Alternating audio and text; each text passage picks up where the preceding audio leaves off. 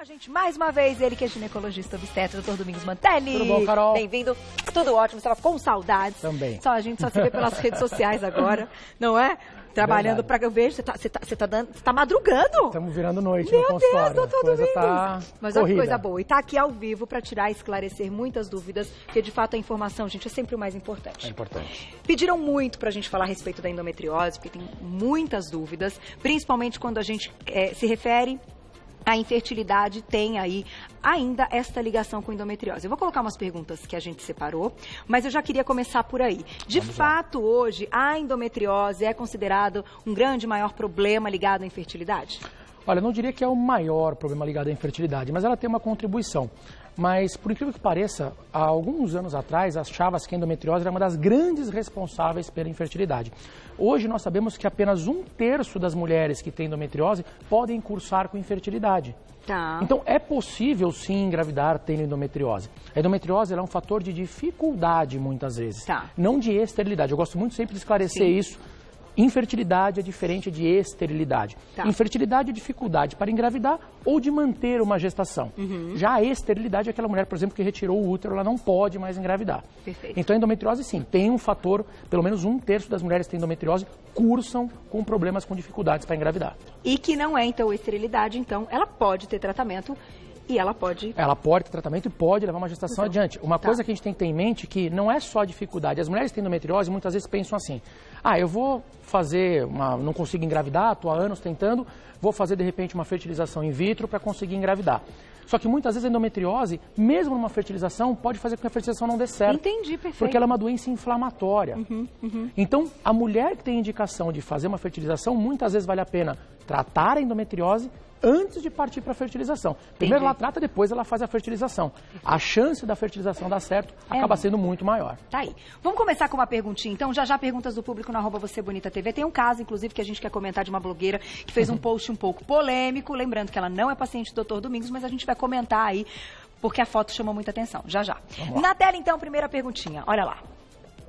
Como se adquire a endometriose? Inclusive, a gente tem um vídeo para ilustrar, para você explicar pra gente. Uma ótima pergunta, Carol, ótima pergunta, porque também até pouco tempo atrás achava-se que a endometriose, uma das teorias mais aceitas da origem da endometriose seria a menstruação retrógrada. Ou seja, a mulher no período menstrual, o endométrio, que é aquela camada de dentro do útero que descama para sair, uma parte desse sangue, ao invés de descer, subiria. E passaria pelas tubas e cairia na cavidade abdominal, se infiltrando em ovários, se infiltrando no útero pelo lado de fora, no intestino, bexiga, ou seja, infestando toda a cavidade pélvica. Essa era uma das teorias mais aceitas até então. Porém, hoje, nos dias atuais, nós temos um pesquisador americano fantástico, o Dr. David Redwine, que ele está fazendo um trabalho mostrando que a endometriose ela pode ter origem embriológica. Foi encontrado focos de endometriose em fetos. E o feto não menstrua. Então, chocada, não é uma coisa bem interessante. Então, hoje já tem essa teoria de que a endometriose está ligada também na hora da formação dos ductos de Miller, que é o que vai formar a parte uterina, a parte das tubas, no período embrionário. Então, a endometriose ela pode ter origem, inclusive, intraútero, ainda com a mulher grávida do bebê. Essa endometriose, na hora da formação, na diferenciação desses ductos de Miller, já poder causar uma endometriose a partir dali. Mas e essa mulher nasce como essa que a gente vê, que é um endométrio que não é expelido e que está ali grudadinho, ou não? É de uma outra substância? Não, é a mesma coisa. A endometriose são focos de células de dentro do endométrio, fora do endométrio. Fora do endométrio. Então isso já pode acontecer na hora da formação do sistema reprodutor feminino. E lógico que ao longo da vida, aí com a menstruação, tudo isso poderia se agravar e se alastrar cada vez mais. Mas a teoria de que a causa seria só a menstruação retrógrada, hoje a gente já sabe que tem focos de endometriose que foram achados em fetos. Então, a origem dela pode ser embriológica. Muito interessante o estudo desse médico. Mas que, no momento que a gente precisa de um tratamento, por exemplo, ou que a pessoa, enfim, vai ter os sintomas, que a gente vai falar a respeito deles, né, para que ela procure ajuda e tal, ela não vai, o médico não tem como saber. Não, de onde ela se originou ou não, se ela veio desde a época embriológica ou se essa mulher teve uma piora, né, digamos assim, dessa endometriose ao longo da vida por conta das menstruações. Mas uma coisa que ficou bem clara, e hoje também a gente sabe que a endometriose a gente consegue curá-la. né? A gente consegue tratá-la. Os tratamentos de endometriose também evoluíram muito. Antigamente a gente fazia uma videolaparoscopia, por exemplo, e só cauterizavam as lesões de endometriose. Hoje a gente sabe que para curar a endometriose você tem que dissecar, retirar fora o tecido endometriótico. E não somente cauterizar, porque você cauterizando ele pode retornar. Entendi. A doença pode voltar a aparecer, pode voltar ativa. Já você retirando o tecido, você tem uma probabilidade muito menor de que nos próximos 5 ou 10 anos a mulher tenha uma recidiva. Entendi. Vamos colocar a pergunta. Você quer colocar do público daqui a pouco, Glaucio? Me avisa, tá? Vamos colocar mais uma da produção que eu vou emendando com as minhas, tá? Com quantos anos, então, a mulher pode desenvolver a doença? Se a gente não sabe se é desde o período embrionário e tal, mas quando a gente está falando dessa menstruação e desse endométrio, que era o que antes se acreditava como uma única, enfim, possibilidade. Normalmente, vamos dizer assim, não digo nem adquirir, mas a manifestação da doença, ela prevalece principalmente na mulher quando ela começa a menstruar. Tá. Principalmente nesse período, marcador. Porque vem, inclusive, acompanhado de um dos principais sintomas, que é a dor ao menstruar, que é a chamada dismenorreia. Que é muita cólica. Que é muita cólica, muita dor. Isso é um dos principais sintomas que a mulher tem e acompanhado, quando ela iniciar a vida sexual ativa, de dores na relação sexual profunda. Tá. Porque os focos de endometriose, eles tendem a ser principalmente na parte posterior do útero, nos ligamentos uterinos, ligamentos uterossacros e na parte posterior. E isso, na hora de uma relação sexual, só do pênis encostar no colo do útero e empurrar esse útero, repuxa os ligamentos uterossacros, que está infestado de endometriose, e ela sente muita dor na hora da relação. Puxa. Então, um dos principais sintomas, dor na relação sexual e dor ao menstruar. Por isso que a menina acaba percebendo, ela começa a suspeitar que ela pode ter ou não endometriose quando ela começa a menstruar ou quando ela começa a ter uma fase ativa aí de relação sexual. Porque ter cólica é algo até considerado normal, mas é uma cólica muito mais intensa. Então, tem vários níveis, né? Existem cólicas incapacitantes, mas incapacitantes da mulher não conseguir trabalhar, não conseguir sair de casa, ter que ir para o pronto-socorro, tomar medicação na veia para alívio da dor, ou seja, atrapalha as atividades do dia a dia dela. Isso já é uma endometriose profunda e muitas vezes acometendo o intestino, acometendo bexiga. Então essa mulher começa a ter alterações dos hábitos intestinais, começa a ter alteração dos hábitos de bexiga, dos hábitos urinários. Então tudo isso começa a atrapalhar a vida dela como um todo. Ela não consegue dormir, ela não consegue ter um relacionamento, um namorado, ela não consegue ter relação sexual, ela não consegue sair, não consegue viajar, porque ela tem medo de passar mal na viagem, em outro país, alguma coisa. Então isso limita demais a vida da mulher. Aí, vou colocar uma perguntinha do público, daqui a pouquinho a gente fala como é que descobre, então você tem os sintomas, mas como é que o médico aí vai chegar, né, nesse diagnóstico da endometriose. Na tela, olha lá. Um beijo, a pessoa não se identificou, então esse seria o coisa, mas tem uma foto ali de um bebezinho. Bebezinho ali. O DIU de cobre pode ser utilizado em quem tem endometriose? Ele pode causar infecção urinária? Bom, vamos lá. Que nem dizia o Tim Maia, uma coisa, outra coisa. O DIU de cobre, na verdade, é um DIU que, se você vai usar como método contraceptivo, você menstrua. E se o nosso intuito for cortar a menstruação, o DIU de cobre não terá efeito para isso. Tá. Como método contraceptivo, sim, ele pode ser usado, não tem contraindicação ao uso, mas não é o mais indicado para quem tem endometriose, porque existem outros métodos mais eficientes. Tá. Em relação à infecção urinária, não é o DIU que causa infecção urinária, nem o DIU de cobre, nem o DIU medicado, nada disso. Aí é uma alteração, muitas vezes, de flora genital ou um corrimento vaginal que pode predispor a uma infecção urinária. Aí tem que investigar as causas. Perfeito. Mas a causa não é o DIU. Não tem nada a ver. Uma coisa é uma coisa, outra coisa. Se a pessoa, então, começa a ter esses sintomas, e vamos colocar duas situações. Aquela que tem muita cólica e tem dores na relação sexual, e para as meninas que já podem apresentar uma endometriose aí numa fase que ainda não tiveram relação sexual, mas que também já tem uma cólica intensa. Como é o diagnóstico? Bom, o diagnóstico é puramente clínico da endometriose, né? A mulher relata para você, a menina relata para você os sintomas. Ela chega e fala, doutora, eu menstruei faz 6 meses pela primeira vez e toda vez que eu menstruo eu fico de cama, eu me contorço de dor.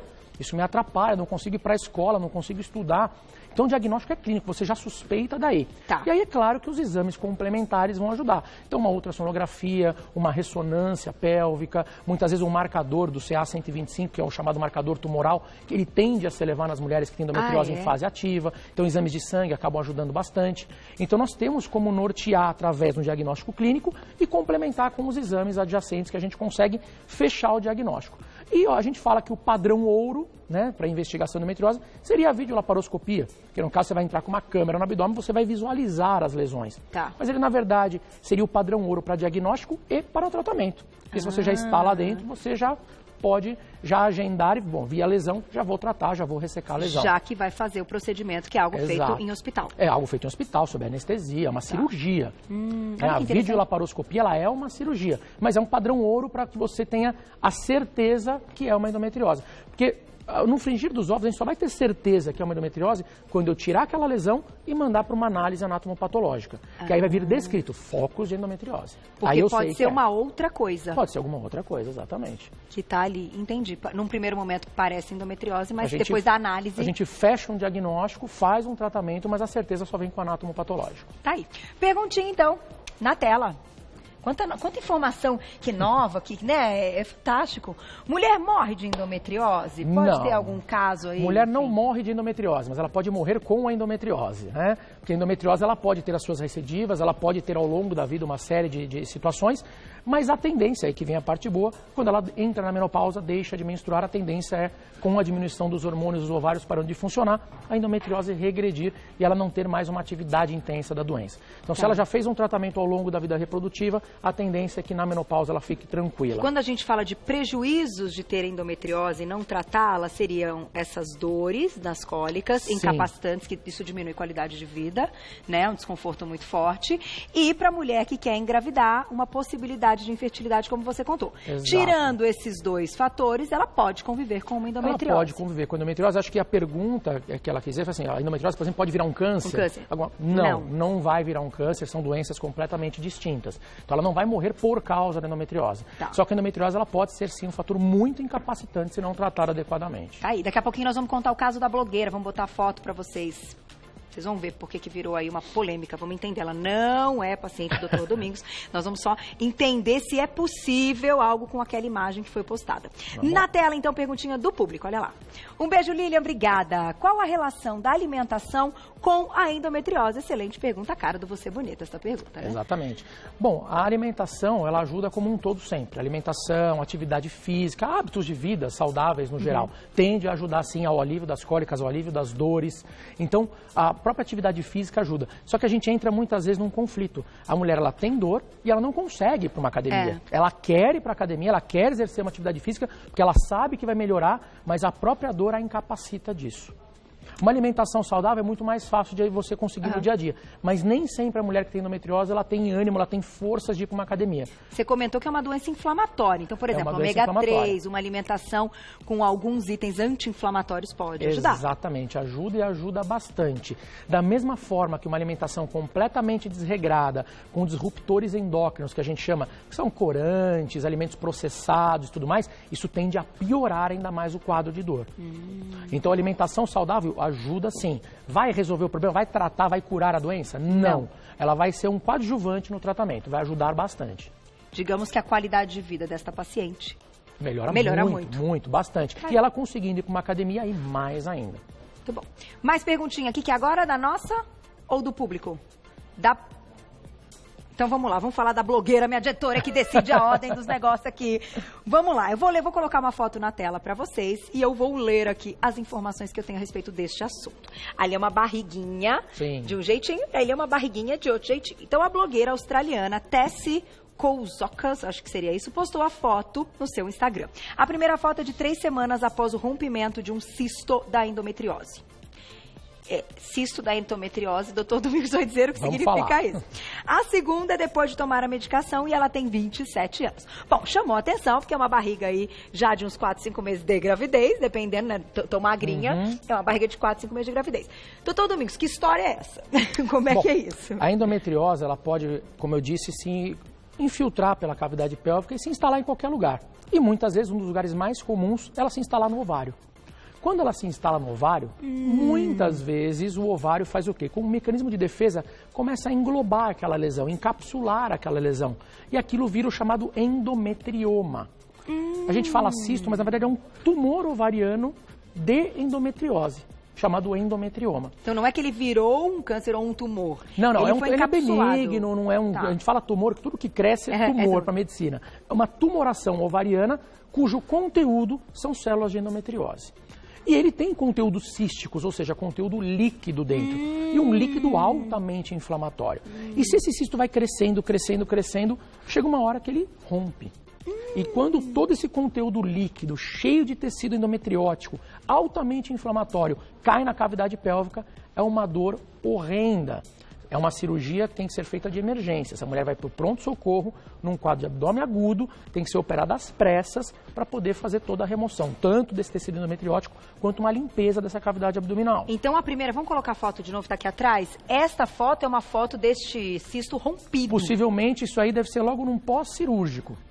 Possivelmente deve ter feito uma cirurgia por videolaparoscopia, alguma coisa do tipo, e ela está com o abdômen mais inchado por conta disso. Ah, entendi. Não é que isso aqui, gente, o cisto rompeu. É o cisto que ele vai crescendo e fica essa barriga. Então, se ela tivesse com um cisto roto nesse momento, ela não teria nem força para tirar uma foto. É o que eu estava imaginando. É uma dor absurda, você não consegue nem levantar da cama. Rompeu, não dá nem para fazer nada. Então, o cisto rompeu, ela deve ter ido para o hospital, deve ter sido tratada, operada, e aqui é o pós-operatório imediato. E aqui, depois de algumas semanas do tratamento, que deve ter entrado com as medicações necessárias para a regressão da doença e tudo mais. Que desenxuga. Então, ela teve um susto, na verdade, né? Esse cisto rompeu, e esse é um grande problema, porque quem tem um endometrioma, aquela mulher, ela fala assim, doutor, mas eu tenho que operar um endometrioma obrigatoriamente?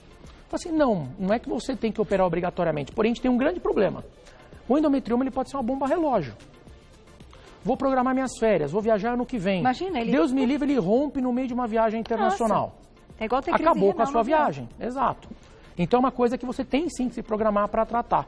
Tá. Porque as medicações conseguem fazer regredir? Consegue, ele pode até regredir, mas você conseguir tratar e sumir com ele só com medicamentos, não tem como. É muito difícil. Na tela, então, quem escreveu pra gente? Simone, obrigada. Minha menstruação está tendo coagulação de sangue. Pode ser endometriose? Na verdade, não. A menstruação, o tipo da menstruação não tende a mudar por conta da endometriose. Às vezes ela pode ter, sim, algum fator que está aumentando essa coagulabilidade do sangue. Às vezes uma trombofilia, até alguma coisa que aumenta o nível de coagulação do sangue. Isso tem que ser investigado. Como é, assim, qual é o aspecto para ela dizer que ele está coagulando? Geralmente é aquele sangue que sai em placas, né? Certo. Mas isso pode acontecer muitas vezes de manhã cedo. Se você está menstruada, ficou a noite inteira deitada, aquele sangue foi saindo, foi acumulando na região genital. Uhum. Quando você levanta para ir ao banheiro, pum, sai de uma vez só. E a mulher muitas vezes assusta. Isso é até normal, Isso é até comum de acontecer, não tem problemas. Agora, se ela tinha uma menstruação normal e de repente essa menstruação passou a ser coagulável, né, muito mais coagulável, seria interessante investigar só o porquê dessa mudança de padrão. Mas não que tenha relação com a endometriose. Se ela não tem sintomas nenhum que sugiram endometriose, não tem por que se preocupar. Para a gente até entender, então, e fechar o nosso pensamento, o que hoje é, assim, o mais indicado quando a gente está falando de tratamento da endometriose, quando a gente está falando dessa mulher que está numa fase que ela quer engravidar, né, numa fase fértil e tudo mais, e para ela ter mais qualidade de vida, enfim, e saber que ela está fazendo um tratamento correto da doença. Bom, a endometriose depende muito do tipo, do grau, da localização, para a gente instituir os tipos de tratamento. Existem os tratamentos clínicos, os tratamentos medicamentosos, os tratamentos cirúrgicos. Uhum. A gente sempre fala que dependendo, se for uma endometriose muito profunda, assim, invariavelmente você vai acabar caindo numa cirurgia para o tratamento, não vai ter muito jeito. E ela é uma doença progressiva, é uma doença inflamatória. Se você não cessar, não parar a progressão da doença, ela vai infiltrando, ela vai alastrando. Então, às vezes você tem um foco ovariano ou um foco só numa tuba e você não faz nada, dali a 5, 6, 7 anos, essa endometriose pode pegar a bexiga, pode pegar intestino, ela pode começar a se alastrar. Entendi. E aí a cirurgia, que seria uma cirurgia pequena, passa a ser uma cirurgia de grande porte. Tem cirurgias que a gente faz que levam 10, 11 horas de cirurgia. Uma cirurgia de endometriose média gira em torno de 5, 6 horas de cirurgia. Porque são endometrioses profundas e você tem que dissecar, ressecar as lesões. Tirar tudo mesmo. Tem que tirar tudo. Então, não é muito simples o tratamento. Vamos dizer assim, é simples, mas é demorado. É trabalhoso para você conseguir tirar as lesões para evitar que elas voltem. Mas suspender a menstruação? Posteriormente. A não ser que você vai fazer um tratamento clínico antes de uma cirurgia. Eu vou fazer um tratamento clínico, diminuir as lesões para depois partir para uma cirurgia. Aí eu posso sim suspender a menstruação, entrar com uma medicação para reduzir as lesões e operar posteriormente. É uma das possibilidades. Como eu disse, cada caso é um caso. Eu gosto muito de individualizar cada caso. Nenhum organismo é igual, nenhuma mulher é igual. A gente tem que ver comorbidades, se a mulher é diabética, é hipertensa, se o organismo está bom, se ela está acima do peso, se não está. Tudo isso interfere, inclusive, num pós-operatório. Não é qualquer pessoa que tem capacidade física de encarar 10, 11 horas de cirurgia. É verdade. Às vezes você está expondo a paciente a um risco maior, colocando ela num tempo tão longo de cirurgia. Então você vai ter que avaliar cada caso para, em cima disso, instituir qual é o melhor tipo de tratamento. Aí. Vamos colocar mais uma perguntinha do público, que a gente tem 2 minutinhos, dá tempo. Vamos lá. Na tela, falei que a gente ia responder bastante, hein, meninas? Cris, obrigada, um beijo. Mesmo não menstruando, a endometriose pode evoluir no organismo? Na pré-menopausa pode desaparecer? Então, as duas coisas, ela pode evoluir mesmo sem menstruar, Puxa. Pode acontecer, aconteceu com a minha própria esposa, com a Érica, nós operamos ela de endometriose, suspendemos a menstruação, 4 anos depois, mesmo sem menstruar, a endometriose voltou. Nossa. E operamos novamente. E ela está gravidíssima, quase nascendo a Isabela. Então, é possível acontecer. E na menopausa, como eu falei, a tendência são as lesões regredirem, ou pelo menos cessar a progressão dela. Agora, tudo vai depender do tratamento, principalmente do quê? Dos sintomas. Tá. Porque a endometriose ela tem uma característica um pouquinho peculiar. Os sintomas independem da quantidade de lesões. Entendi. Eu posso ter mulheres com pouquíssima lesão e que têm sintomas horrorosos, dores homéricas, não conseguem ter relação sexual, não conseguem nada. E eu tenho pacientes que têm uma endometriose profunda e que descobrem num achado de exame de rotina. Olha. Não tem sintoma algum. Puxa. Então isso pode acontecer. Tá. Então independe da quantidade de lesão. Por isso que eu falei, cada caso tem que ser individualizado. Tá aí. Dá tempo, Glaucio? Deixa eu passar o contato do Dr. Domingos. Se der tempo, a gente fecha com mais uma perguntinha. Quem quiser saber mais, é segui-lo no Insta. Tem muitos Insta Stories para vocês acompanharem, inclusive se divertirem, que o Dr. Domingos aí é divertido, engraçado. Eu acho isso bacana, a gente passar a informação de uma forma gostosa, né? A gente já tem tanta cobrança, tanta coisa. Verdade. Vai lá, @DomingosMantelli, tudo junto com 2 L's e no final, @DomingosMantelli. E o site domingosmantelli.com.br. Lá você encontra todo o trabalho.